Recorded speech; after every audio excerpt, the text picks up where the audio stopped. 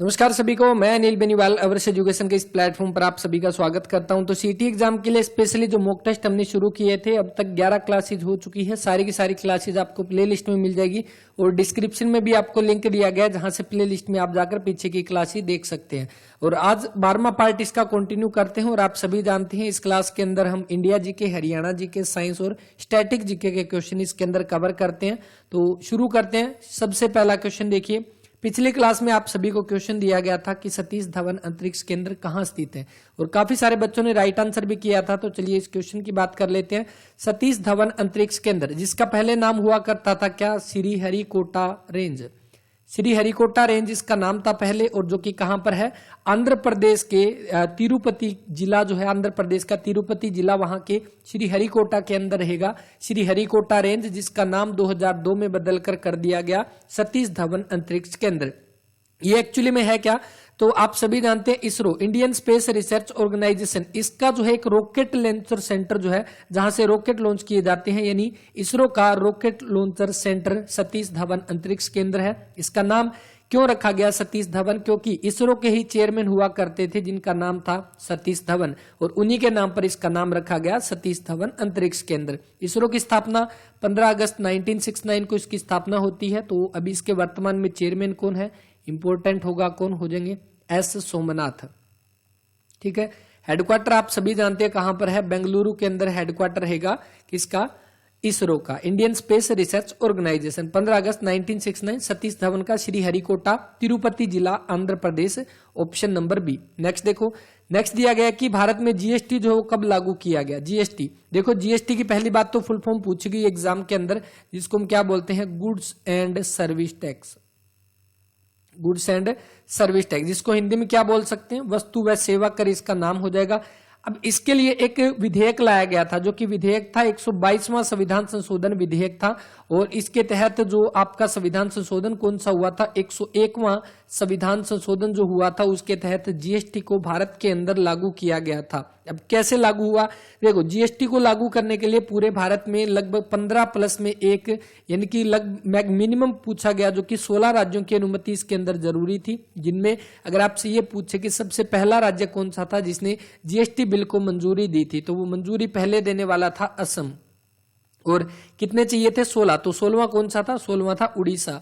तो उड़ीसा और असम, पहला असम हो गया, 16वां उड़ीसा। इनकी मंजूरी के बाद 1 जुलाई 2017 को 101वां संविधान संशोधन के तहत भारत में जीएसटी जो उसको लागू कर दिया गया था। अब याद कैसे रखोगे, देखो, जीएसटी को लागू करने के लिए 1 जुलाई 2017, यानी कि जुलाई आपका कौन सा महीना है, 7वां महीना। तो 1717 है ना, 1717। तो आपका कौन सा हो जाएगा, 171, यानी कि 1 जुलाई 2017 को जीएसटी को लागू किया गया।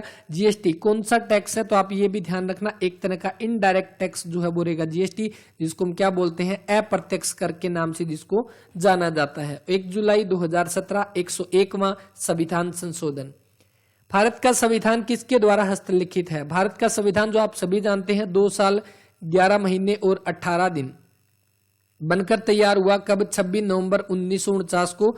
और उसके बाद 26 नवंबर को हम कौन सा दिन मनाते हैं, संविधान दिवस के रूप में 26 नवंबर मनाया जाता है, संविधान दिवस के रूप में। और यहाँ पर देखिए, जो भारत का संविधान है वो किसके द्वारा लिखा गया था, तो वो लिखा गया था प्रेम बिहारी नारायण रायजादा के द्वारा, जो कि ऑप्शन नंबर डी इस क्वेश्चन का राइट आंसर है। तो प्रेम बिहारी नारायण रायजादा, जब इनको भारत का संविधान लिखने के लिए बोला गया, तो इन्होंने एक ही शर्त रखी थी कि मुझे संविधान लिखने के लिए कोई पैसा नहीं चाहिए, मुझे सिर्फ हर एक पेज के नीचे अपना नाम और यहाँ पर सबसे लास्ट के अंदर मेरे दादा का नाम इसके ऊपर अंकित करना है, बाकी मुझे एक भी पैसा इसके लिए नहीं चाहिए। तो आज भी उनका नाम इसके ऊपर अंकित रहेगा। भारत का संविधान जो कि किस भाषा में लिखा गया, अंग्रेजी भाषा के अंदर लिखा था प्रेम बिहारी नारायण रायजादा के द्वारा। और इसका अगर ये पूछे हिंदी में किसने ट्रांसलेशन किया था, तो वो किया था वसंत कुमार वैद ने। वसंत कुमार वैद जो है, इनके द्वारा हिंदी में ट्रांसलेशन किया गया था। डॉक्टर भीमराव अम्बेडकर, संविधान के निर्माता जिनको बोला जाता है डॉक्टर भीमराव अम्बेडकर, लेकिन लिखा गया प्रेम बिहारी नारायण रायजादा के द्वारा अंग्रेजी भाषा के अंदर। नेक्स्ट, मुद्रा की दशमलव प्रणाली किस वर्ष शुरू हुई? मुद्रा की दशमलव प्रणाली, इसका मतलब क्या है? पहली बात तो ये क्वेश्चन काफी बार एग्जाम में पूछा गया, दशमलव प्रणाली। तो देखो दशमलव प्रणाली सबसे पहली बात है क्या, 1 रुपया जो हुआ करता है ना अभी 1 रुपया, और उस 1 रुपये में हम ये देखते हैं कि 1 रुपये में 100 पैसे होते हैं अभी, है ना। लेकिन पहले 1 रुपये में 100 पैसे नहीं होते थे, 1 रुपये में 16 आने हुआ करते थे। 16 आने, आना जो होते हैं ना, आना एक कह सकते हैं एक मुद्रा हो जाएगी, एक तरह की छोटी यूनिट। तो 16 आने हुआ करते थे 1 रुपए में। ये कब की बात है? ये बात है अपने टाइम में तो नहीं थी, लगभग हम ये अपने दादा परदादा से पूछ सकते हैं, अपनी दादी से, तो उनसे पूछोगे कि पहले 1 रुपए में 16 आने चलते थे। आने आज भी मिलते हैं, कहीं पर देखने को मिल जाएगी पुरानी करेंसी। 1957 तक ये प्रणाली चली थी जब 1 रुपए में 16 आने हुआ करते थे। उसके बाद दशमलव प्रणाली, इसका मतलब 1 रुपए में आपके 100 पैसे होंगे। ये कब से शुरू हुआ? ये हुआ 1957 से। तो ये ध्यान रखना, इंपॉर्टेंट क्वेश्चन है। ऑप्शन नंबर सी जो इस क्वेश्चन का वो राइट आंसर रहेगा। पहले 16 आने, अब 100 पैसे, 1957। और जो रुपए का आप सभी जानते हैं एक सिंबल है ना रुपए का, इस तरह से, ये किसके द्वारा दिया गया? तो ये रुपए का सिंबल दिया गया उदय कुमार के द्वारा। ठीक है, ये ध्यान रखना, डी उदय कुमार के द्वारा रुपए का सिंबल जो है वो दिया गया था। नेक्स्ट, 1916 में प्रसिद्ध लखनऊ समझौते पर किसके हस्ताक्षर हुए थे? देखिए 1916 में कांग्रेस का लखनऊ अधिवेशन हुआ था, उसके अध्यक्ष आपसे पूछेगा कौन हो जाएंगे? तो अध्यक्ष अंबिका चरण मजूमदार। तो अंबिका चरण मजूमदार की अध्यक्षता के अंदर, मजूमदार इनकी अध्यक्षता के अंदर 1916 का लखनऊ अधिवेशन हुआ था कांग्रेस का। उसमें लखनऊ समझौता जो किया गया था, और इस लखनऊ समझौता किस किस के बीच में हुआ था? कांग्रेस और मुस्लिम लीग के बीच में जो है, मुस्लिम लीग के बीच में ये समझौता हुआ था। और यानी कि बाल गंगाधर तिलक और मोहम्मद अली जिन्ना के बीच में समझौता होता है। ऑप्शन नंबर कौन सा? सेकंड जो इस क्वेश्चन का वो राइट आंसर है, इंपॉर्टेंट होगा। नेक्स्ट, 8वीं अनुसूची में वर्तमान में कितनी भाषाएं हैं? तो भारत का जब संविधान बना, हमने अभी पढ़ा, कब बनकर तैयार हुआ? तो 26 नवंबर 1949 को जब भारत का संविधान बनकर तैयार हुआ, उस समय कितने 395 अनुच्छेद थे, इसके अंदर 22 जो है वो भाग थे, और कितने 8 इसके अंदर अनुसूचियां थी। इसमें कितनी? 8 अनुसूचियां। तो इसने ये पूछा कि 8वीं अनुसूची के अंदर कुल कितने भाग इसके अंदर हो जाएंगे? तो 8 भाषाएं, सॉरी 8वीं अनुसूची में कुल भाषाएं जो है वो आपकी अभी वर्तमान में हो जाएगी 22 है। लेकिन अगर आपसे ये पूछे मूल संविधान के अंदर कितनी थी, तो मूल संविधान के अंदर 14 जो है वो भाषाएं थी पहले। अब आपकी मूल संविधान में 14 थी, तो बाद में 8 और ऐड की गई। कौन कौन सी? सबसे पहले सिंधी भाषा ऐड की गई थी। तो ये ध्यान रखना है, कौन सा संविधान संशोधन था? 21वां संविधान संशोधन, और कब हुआ था? 1967 के अंदर। इसके बाद 3 भाषाएं जोड़ेगी, पहले 1, फिर 3, फिर 4। दूसरे नंबर पे कौन सी हो जाएगी? एक तो कोंकणी, एक मणिपुरी, और एक कौन सी? नेपाली। ये 3 भाषाएं आपकी बाद में जोड़ेगी, जो था आपका कौन सा? 71वां संविधान संशोधन 1992। अब 1 जोड़ दी, 3 जोड़ दी, अब बची आपकी कौन सी? 4, यानी कि बोडो, डोगरी, मैथाली, सिंथाली, ये 4 भाषाएं और जोड़ी गई। ये कब जोड़ी गई? देखो पहला 21वां हुआ, दूसरा 71वां, दोनों को जोड़ दो, कितना हो जाएगा? 92वां संविधान संशोधन 2003 के तहत आपकी 4 भाषाएं और जोड़ी गई। कुल मिलाकर कितनी हुई? देखो 14 तो मूल संविधान में ऑलरेडी थी, उसके बाद 1 सिंधी हो गई, 3 ये हो गई, 4 ये, टोटल 8 और जोड़ दी। वर्तमान में है कुल 22 भाषाएं मूल संविधान के अंदर। अगर आपसे ये पूछे इन 22 भाषाओं में क्या अंग्रेजी इसके अंदर है, तो अंग्रेजी इन 22 भाषाओं के अंदर नहीं है। तो ये ध्यान रखना, ऑप्शन नंबर डी जो इस क्वेश्चन का वो राइट आंसर देगा। नेक्स्ट, आत्माराम पांडुरंग ने किसकी स्थापना की थी? आत्माराम पांडुरंग जिनका संबंध किससे है? प्रार्थना समाज से संबंध हो जाएगा। ऑप्शन नंबर बी, प्रार्थना समाज की स्थापना अगर आपसे पूछे कब की थी, तो 1867 में प्रार्थना समाज की स्थापना की गई थी आत्माराम पांडुरंग के द्वारा। उसके अलावा आर्य समाज, आप सभी जानते हैं आर्य समाज की स्थापना जो किसके द्वारा की गई? दयानंद सरस्वती के द्वारा इसकी स्थापना की गई। और कब की बात है? दयानंद सरस्वती, जब कांग्रेस की स्थापना हुई उससे 10 साल पहले की बात है, 1875 में आर्य समाज की स्थापना जो है वो की जाती है दयानंद सरस्वती के द्वारा। अब दिया गया आत्मीय सभा, आत्मीय सभा की किसके द्वारा? तो आत्मीय सभा जो है वो किसके द्वारा? राजा राम मोहन राय। तो राजा राम मोहन राय ने जो है किसकी स्थापना की थी? आत्मीय सभा की। कब की बात है? 1814 ईस्वी के अंदर आत्मीय सभा की। अब बचा ब्रह्म समाज, आप सभी जानते हैं 1828 के अंदर किसके द्वारा? राजा राम मोहन राय के द्वारा ही किसकी स्थापना की जाती है? ब्रह्म समाज की 1828 के अंदर। देखो आत्मीय सभा की स्थापना की गई राजा राम मोहन राय के द्वारा 1814 में, 14 दूनी 28, यानी कि 28 में किसकी कर दी गई? ब्रह्म समाज की स्थापना किसके द्वारा? राजा राम मोहन राय के द्वारा। आत्माराम पांडुरंग पूछा गया। Prarthana Samaj 1867, option number B right answer.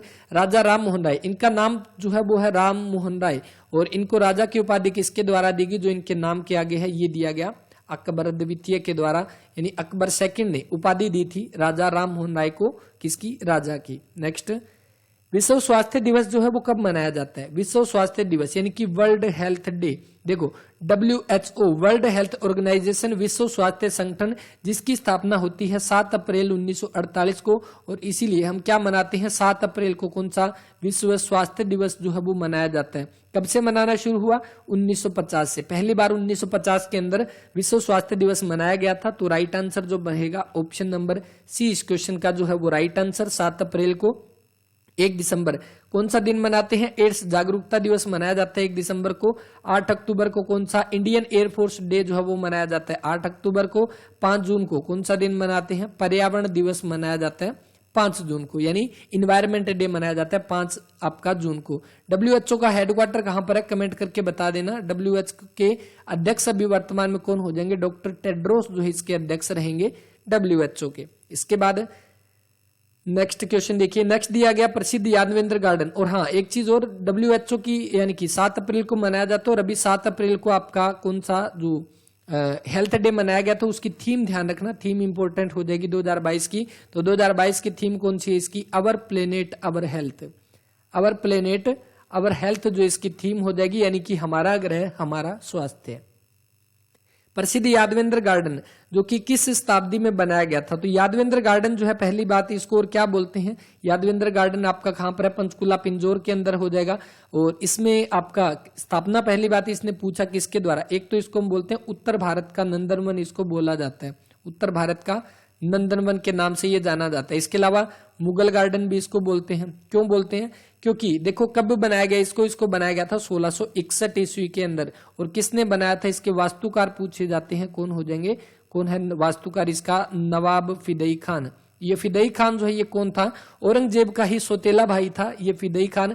और किसके टाइम में बनाया इसने, औरंगजेब के समय में इसको बनाया गया था, औरंगजेब के समय में 1661, याद होगा ना, 1658 से लेकर 1707 तक औरंगजेब ने शासन किया था। और इसी टाइम के अंदर 1661 में औरंगजेब के ही आपके सौतेले भाई ने क्या किया था, यादवेंद्र गार्डन, जिसको मुगल गार्डन के नाम से जाना जाता है। और कब की बात होगी, ये 17वीं शताब्दी, ऑप्शन नंबर डी इस क्वेश्चन का जो है वो राइट आंसर रहेगा। 17वीं शताब्दी में निर्माण करवाया गया था। अब देखो एक चीज और, यहाँ पे जब इसका नाम मुगल गार्डन है तो इसका यादवेंद्र गार्डन नाम क्यों पड़ा, क्योंकि पटियाला रियासत के राजा थे जो कि महाराजा यादवेंद्र, उन्होंने इसका नवीनीकरण कराया था और उसके बाद उनके नाम पर इसका नाम रखा गया यादवेंद्र गार्डन। ठीक है, तो ये ध्यान रखना। और ऑप्शन नंबर डी 17वीं शताब्दी इसका जो है वो राइट आंसर रहेगा। नेक्स्ट, संविधान सभा में सम्मिलित हरियाणा के एकमात्र सदस्य कौन थे, तो संविधान सभा जो उसके अंदर हरियाणा की तरफ से जो एकमात्र सदस्य थे वो कौन, रणवीर सिंह हुड्डा। तो रणवीर सिंह हुड्डा जो है, जो कि आपके हरियाणा के जो CM है, कौन, भूपेंद्र सिंह हुड्डा, उनके पिता जो है भूपेंद्र सिंह हुड्डा, उनके पिता है जो कि रणवीर सिंह हुड्डा, जिनका संबंध कहां से है, सांगी रोहतक से संबंध रहेगा।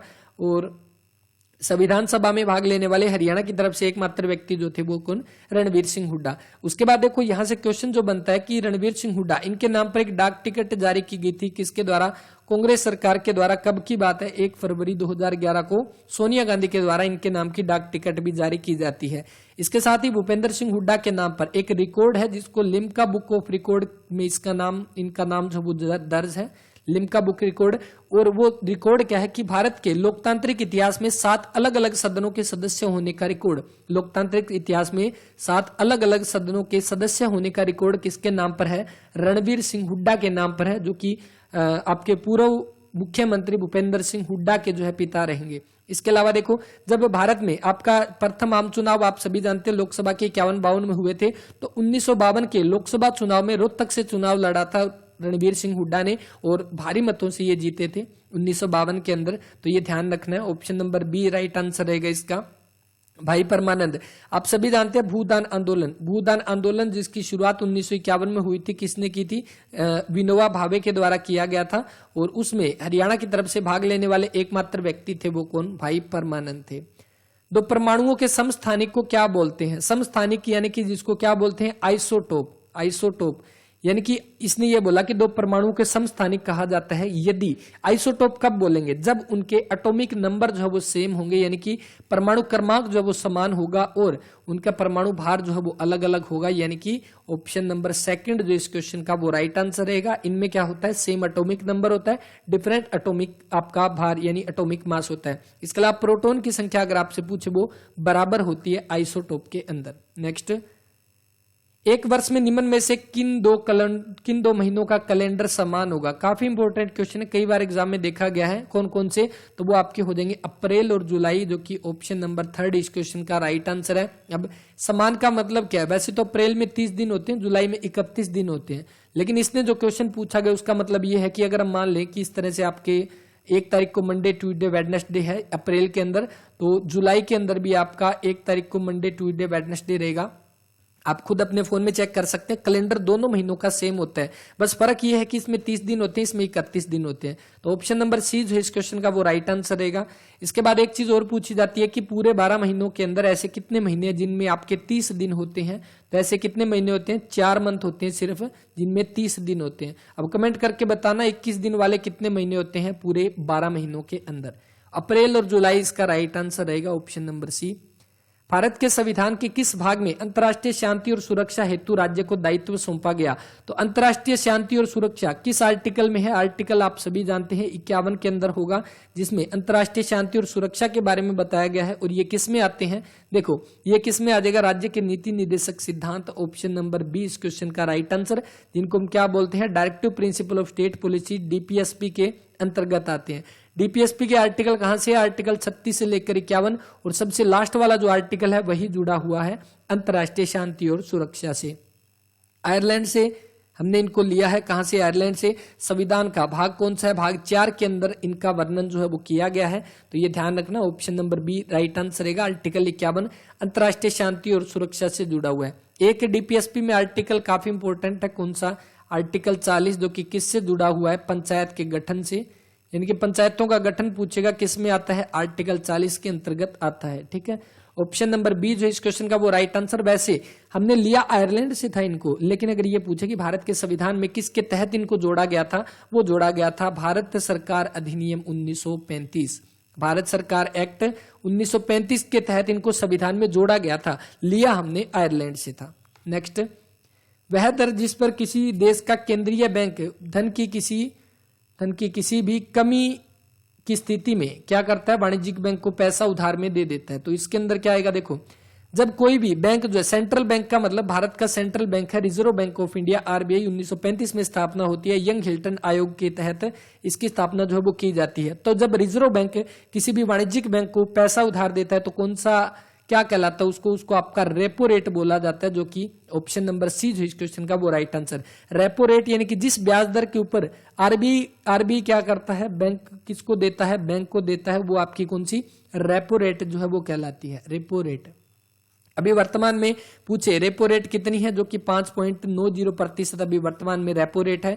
और वही अगर ये पूछे कि जो बैंक जो है वो अगर आरबीआई को पैसा उधार दे तो उसको क्या बोलते हैं, उसको, ये तो रेपो गई तो इसका रिवर्स कर दो, रिवर्स रेपो रेट जो है वो आपकी कौन सी हो जाएगी, जिसमें बैंक जो है वो आरबीआई को पैसा उधार देता है जिस ब्याज दर के ऊपर। Option number C repo rate इस क्वेश्चन का जो है वो राइट आंसर रहेगा। नेक्स्ट दिया गया कि कौन से विधानसभा के दौरान हरियाणा में शराबबंदी कानून को लागू किया गया था। हरियाणा में शराबबंदी कानून किसके द्वारा लागू किया गया, आप सभी जानते हैं, हरियाणा के आधुनिक हरियाणा के निर्माता, हरियाणा के लौह पुरुष के नाम से जाने वाले कौन, चौधरी बंसीलाल, जिनका संबंध भिवानी के गोलागढ़ से है। और इन्हीं के टाइम में शराबबंदी कानून जो वो लागू किया गया। तो बात यह है कि इस समय विधानसभा कौन सी थी, तो वो थी 9वीं विधानसभा, ऑप्शन नंबर थर्ड इस क्वेश्चन का जो है वो राइट आंसर।